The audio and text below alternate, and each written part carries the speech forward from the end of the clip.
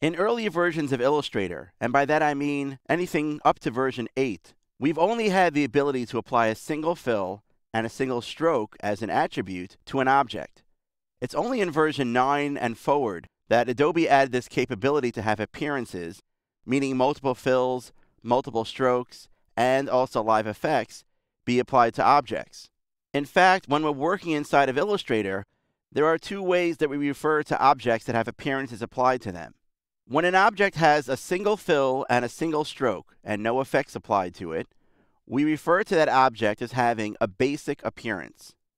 However, once we start adding multiple fills and multiple strokes, once we start changing the stacking order of fills and strokes within an object, and once we start adding live effects, those objects are referred to as having a complex appearance.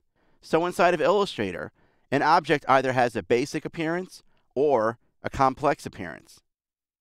In this example here, I have an object that has a drop shadow, a rounded corners effect, and 2 strokes. So obviously, this shape right here has a complex appearance applied to it.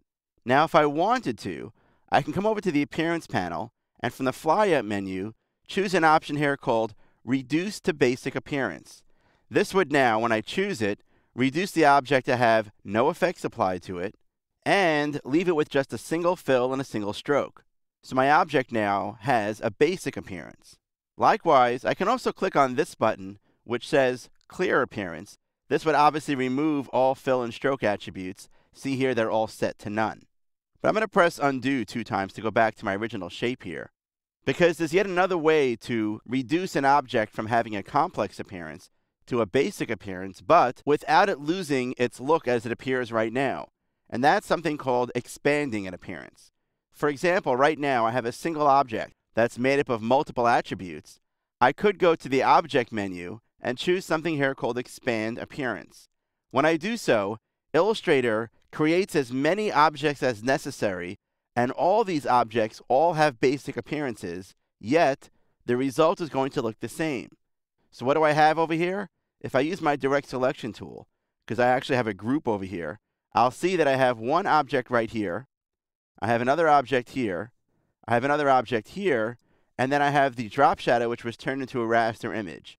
So basically, all those elements were expanded into their own shapes, and each of those shapes have basic appearances, but all combined together as one group, they look as if they're a single shape, the same way that I had my original object as a complex appearance before. Now, there may be times when you want to really expand the appearance on your own. For example, I'm going to press Undo a few times here. If for some reason I wanted to make one adjustment to just this one stroke right here, because that stroke before was part of an appearance, I had no way to edit just that one part of the stroke and not change the other parts. So by expanding it, now it's a separate object, I can make this type of edit.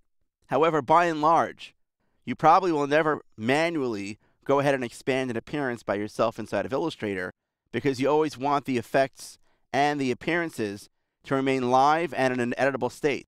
For example, right now, I have no way to modify or change that drop shadow.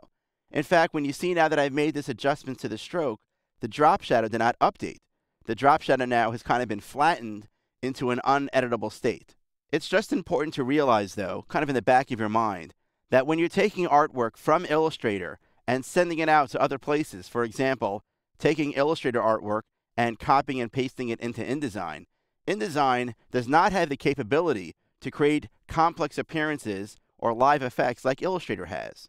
Now, you want your art to maintain the same appearance, so what happens in the background is that when I copy an object with a complex appearance from Illustrator, and I then paste it into InDesign, that object automatically becomes expanded so that it looks correct inside of InDesign. However, it won't be editable. It'll have the same capability here, where I could take each individual object and make a change to it, but things, for example, like drop shadows or other effects are no longer live and in an editable state. Even if you never end up expanding appearances, it's still helpful to know the difference between a basic appearance and a complex appearance.